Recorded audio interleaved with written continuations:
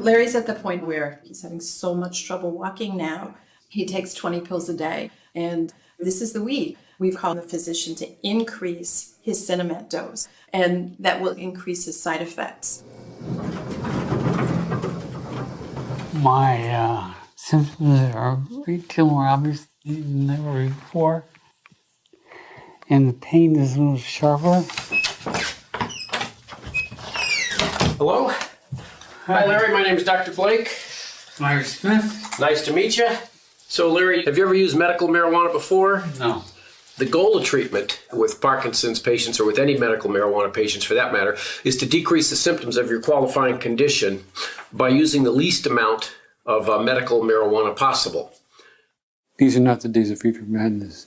Yet I and millions of other people can't have it without facing serious jail time.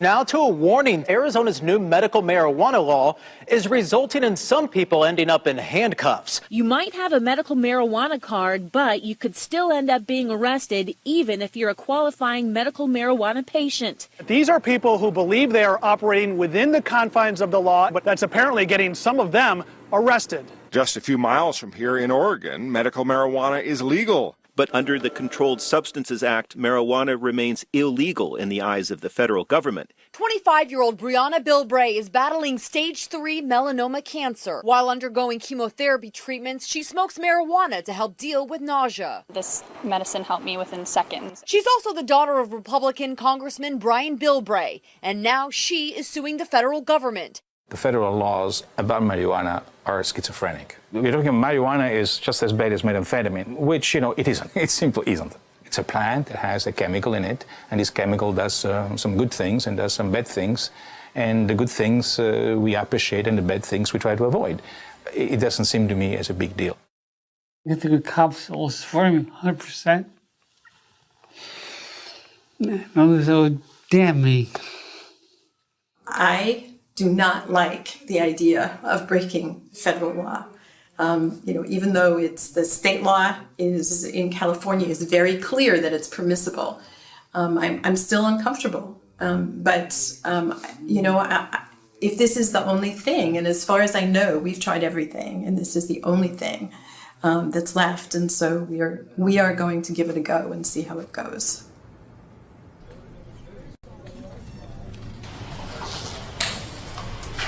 Welcome. How are you doing? Hi. Welcome to one-on-one. Thank you.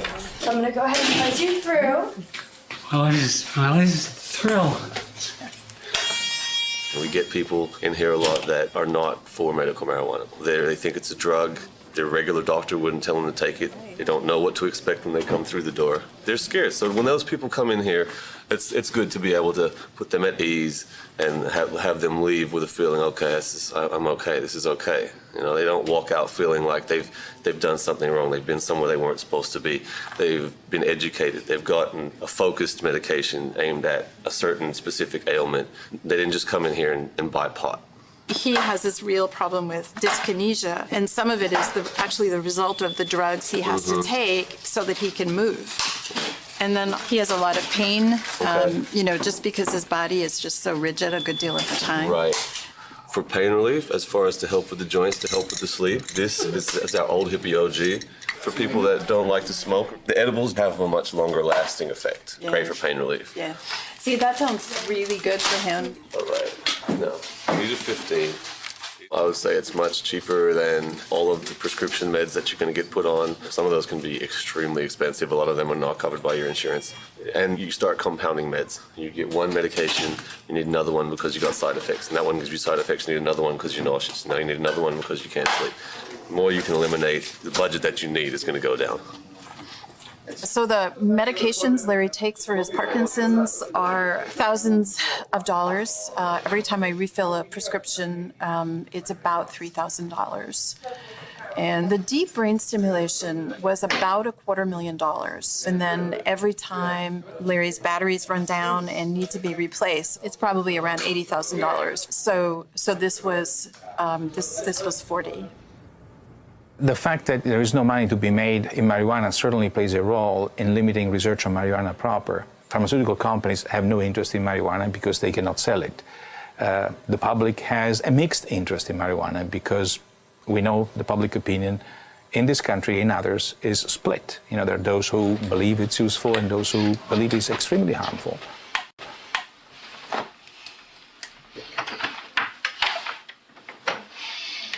Hi, Larry. How are you? Come in, come in. Good to see you.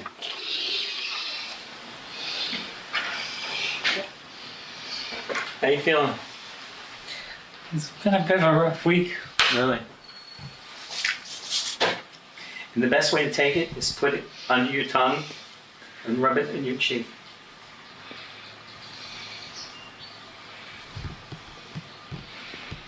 Don't do too much. You're going to be asleep all afternoon.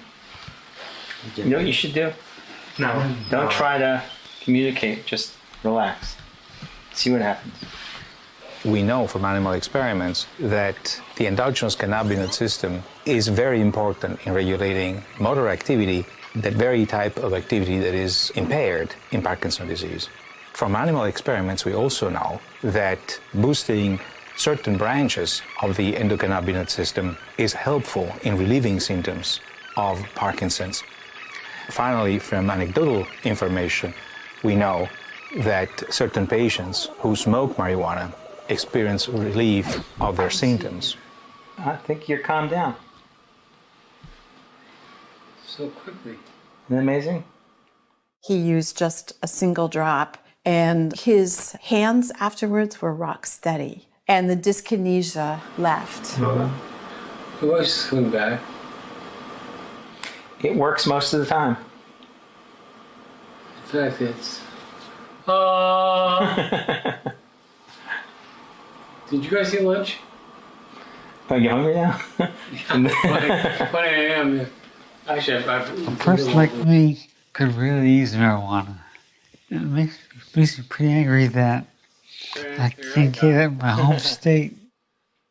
The number one frustration that I have is knowing that there is this untapped potential that comes from what marijuana is teaching us to generate new medicines and being stuck because of financial issues or political issues. That is extremely frustrating. We now know that medical marijuana controls dyskinesia, and yet it's not available to us.